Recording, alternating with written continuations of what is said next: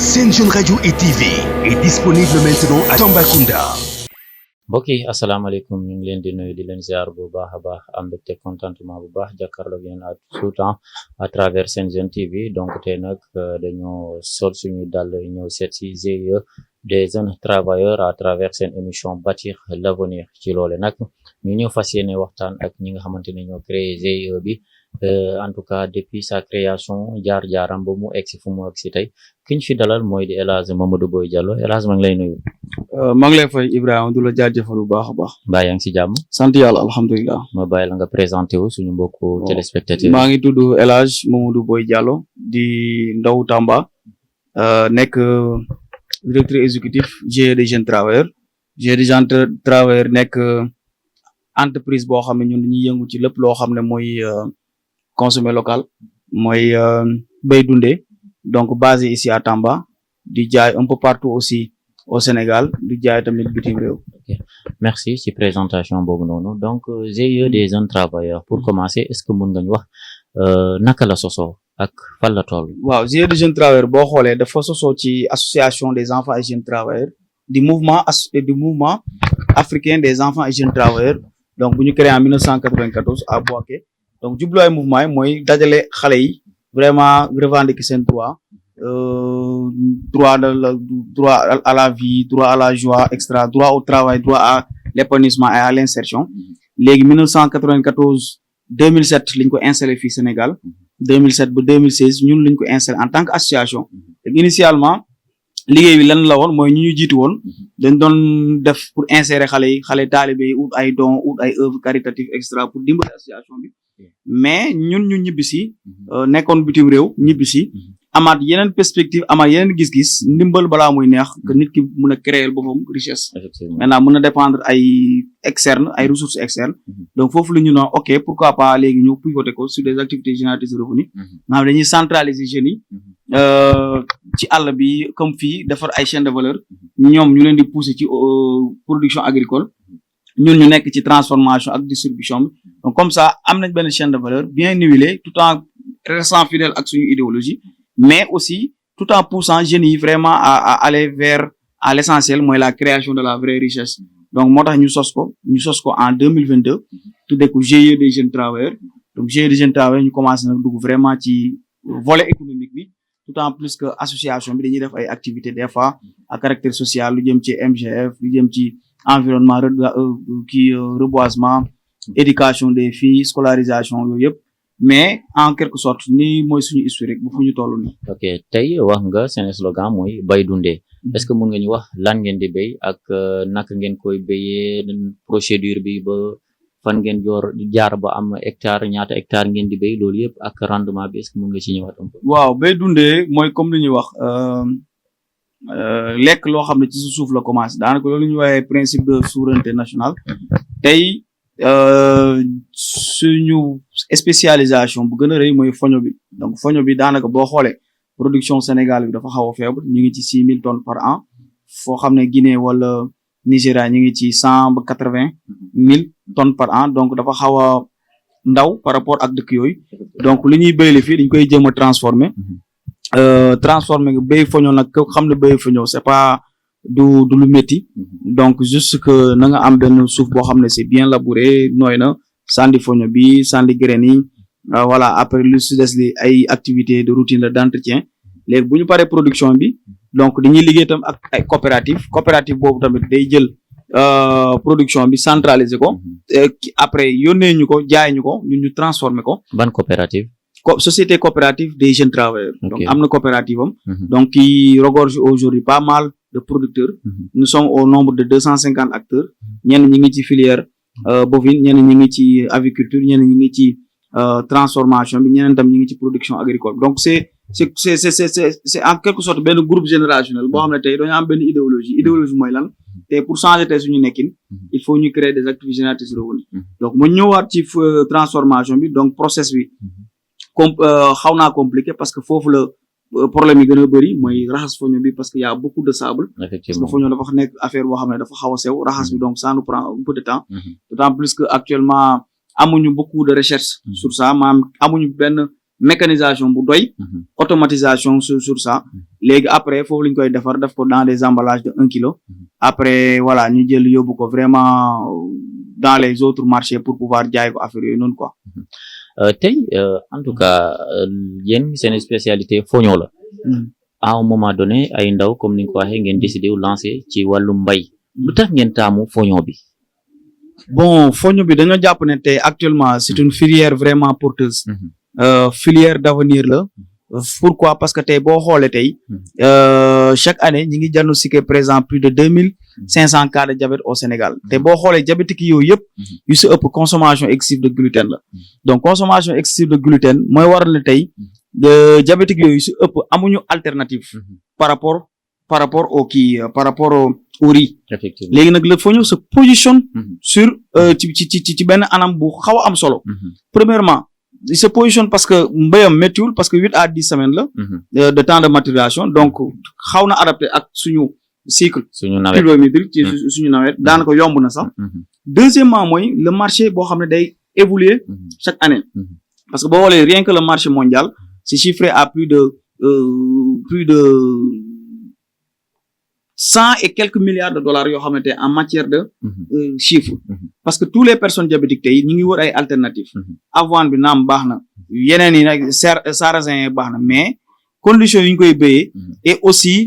c'est un peu coûteux par rapport ak ñun c'est un peu coûteux mais sur le plan international seul le foño regorge tout ce qui est protéines lipides maanaam ferñeent yëpp ak index glycémique baax mais maanaam da nga koy lekk doo am pic de glycémie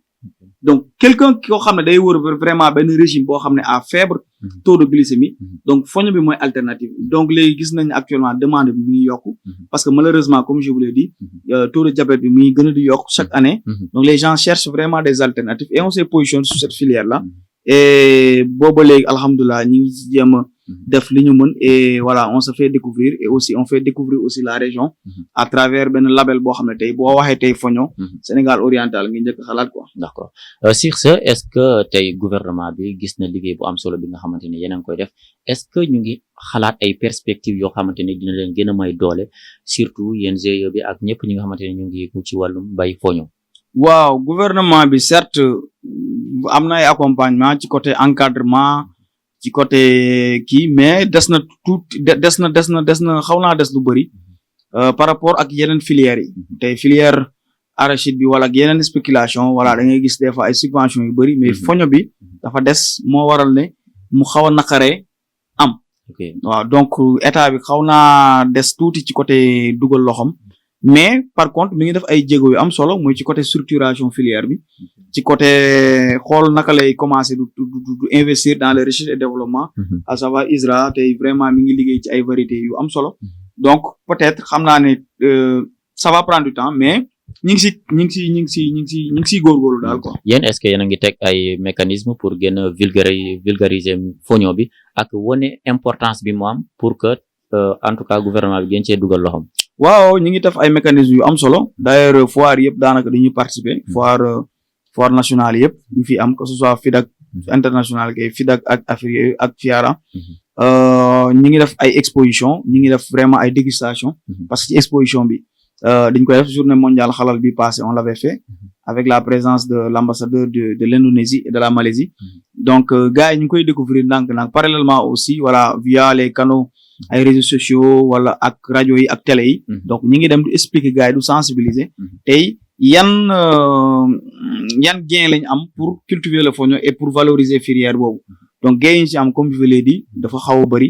maintenant li si des li mooy comme que c'est un qui progressif et que la population mu ngi koy commencer du découvrir ndànk-ndànk donc ça va prendre un peu de temps mais gars yi ñu ngi koy découvrir ndànk-ndànk te état voilà mu ngi siy commencer du gëstu quoi. GIE des jeunes travailleurs est-ce que mën nga ñu wax en tout cas seen taux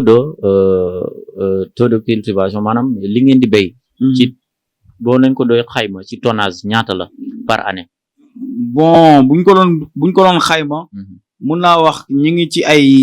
50 tonnes. pour toute spéculation réunie quoi. ok lii di dugub mboq. kon du foño kese ngeen di bay. non du foño kese foño mooy suñu domaine de spécialisation maanaam ci moom lañu gën a di def. doole suñu doole. mais du moom kese. ñi ngi def yeneen spéculation. donc ñi ngi ci ay 50 tonnes yooyu noonu. surface emballée ñi ngi ci ay 10 hectares. donc mais am na tamit suñu ay réseau de producteurs yoo xam ne tey ils produisent comme je vous l'ai dit tantôt après production bi voilà di ñu koy jaay et nous on assure tout ce qui est transformation et commercialisation quoi. ok tey bu ñu waxee fi nga daanele mooy wàllum commercialisation bi tey ñu ngi fii ci boutique bi yanj bi est-ce que mun nga ñu wax jaar-jaaru fan ngeen jaar ba boutique bi taxaw. bon fu ñu jaar ba boutique bi taxaw mooy ci njëlbeen ba suñu production comme entreprise yëpp booy doog a door donc soit sa kër ngay jaayee wala utiliser réseaux sociaux yi wala wàcc ci terrain bi dem ci grande surface yi fi nekk wala ci boutique yi extra des fois nag nga dem gars yi non jënduma wala sa produit nii ak na surtout dans les grandes surfaces des fois sa produit amul fala extra donc lépp ce sont des contenants pour un petit PME buy démarrer mais chaque jour damay wax il faut chaque jour voir le verre à moitié plein ne jamais le voir à moitié vide donc liggéey nañ ci ba yàlla may ñu tey actuellement suñu produit boo xoolee la quasi totalité am nañ Fra donc ça nous ouvre la possibilité tey dugg ci superficie et kii ci grande surface yëpp et aussi dem vraiment faire des porte à porte et cetera léegi nag loolu moo ñu jox vraiment may suñu kii ñu commencé du gis ay opportunités yu bees suñu marché bi suñu kii bi gën a ñëw comme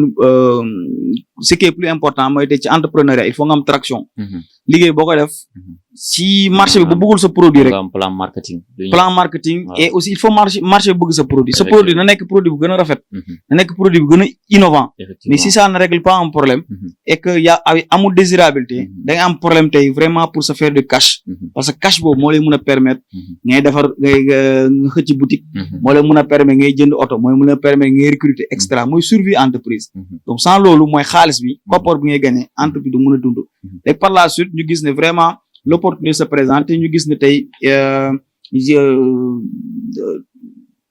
Tamba jot na tey Tamba am vraiment benn boutique boo xam ne ça symbolise et c'est le reflet de notre agriculture boutique boo xam ne day représenter béykat yi donc ñu def ko tout ce qui est produits locaux waaw ñu créé boutique bi c'est la première et c'est la plus grande même boutique de consommé local fii di Tamba et jubluwaay bi loolu kese la mooy maanaam tey ñu mën a xam ne tey suñu produit yi mën nañ ko exposer fii entre parenthèses des fois nga gis nit ñi may proposer ay produits pour pouvoir exposer ko fii mais su ëpp c'est des produits ay importés extra te ma leen wax lu ma gën a bëgg mooy maanaam que les produits ici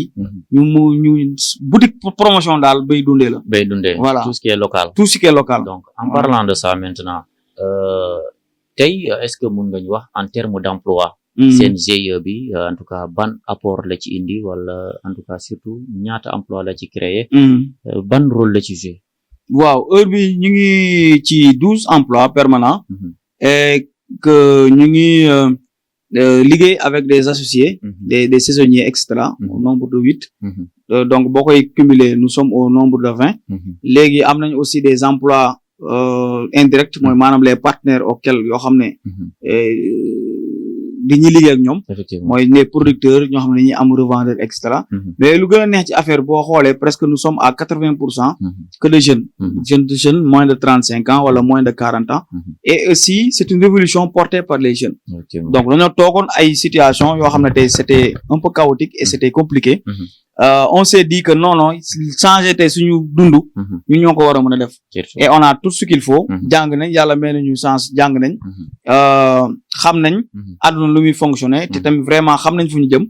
non pourquoi pas on va mettre en place quelque chose yoo xam ne tey qui sera bénéfique pour toutes les jeunes et aussi voilà ñi ngi sant yàlla vraiment ci côté boobu pour sama dernière question lancer un appel par rapport ak ndaw ñi nga xamante ne tey ñu ngi fii di fàttali rek yow dem nga ba extérieur étranger jàngee fa ñëwaat mais nga gëm sa bopp bëgg en tout cas créer fi sa liggéey bopp ba tey yàlla def na yaa ngi ci gis sa bopp yàlla na jëm kanam tey ban message ngay lancer ndaw ñi nga xamante ne tey ñu ngi fii pour ñu gën a mën a motiver xam ne en tout cas seen avenir mun nañ ko defaree fii nii waaw xam man motivation ndaw yi chaque jour la laay wax maanaam motivation jarul ngay wëri de midi à 14 heures du lire des livres de développement personnel xoolal sa entourage xoolal fi nga juddoo xoolal fi nga jógee boo xoolee loolu la da nga xam ne yow am na lu la war quoi tu dois faire quelque chose donc tey suñu situation yi fii nii tey kenn du ko changer ñun ñoo ko mën a changer suñu bopp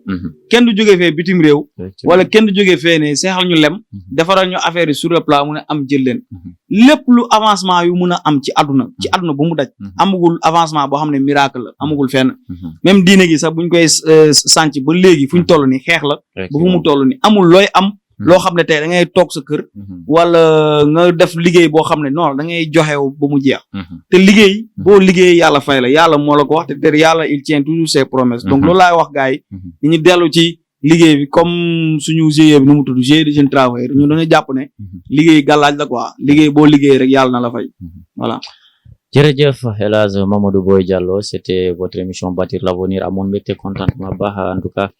ñëw découvrir sa GIE bi ak évolution bi nga xamante ne def na ko fi en tout cas yaakaar nañ ne dina gën a motiver ndaw ñi ñoom itam ñu gëm seen bopp gëm ni mun nañ fi liggéey tekk fi tedd fi donc sur ce ma bàyyi la nga tàggatu. Merci beaucoup du jaajëfal vraiment seen jeune Tambacounda du liggéey mucc ak bu ngeen nekk def yàlla na yàlla jëmale kanam donc lii rek lañ fi am vulgariser vraiment tey lu ñu moom gën a vulgariser lu positif ba nit yi xam ne tey vraiment tey suñu situation yéen am ngeen si benn responsabilité bu mag te ngeen ko doxal mooy wane na ni carrément tey lépp mun na nekk lépp mun nañ ko changer donc du leen jaajëfal bu baax a baax et du leen ñaanal vraiment yàlla na télé bi jëm kanam. merci beaucoup donc mbokk yi c'était votre émission Bâtir l'avenir ñu ñëwoon seet ci ñi nga xamante ne vraiment ñu ngi bâtir seen avenir fii en tout cas ci Tambacounda lépp loo xamante ne consommer local la ñu promouvoir te gis ngeen ko comme ni ngeen gisee ci biir boutique bi dara nekk fi li nga xamante ne dañ ko importer en tout cas à l'étranger surtout au niveau occidental lépp lu fi nekk rek buñ ko importé ci biir Afrique fii la jóge donc ndaw ñi gën leen gëm seen bopp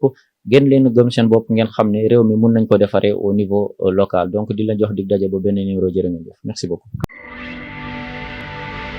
Sen Jeune Radio et TV est disponible maintenant à Tambacounda.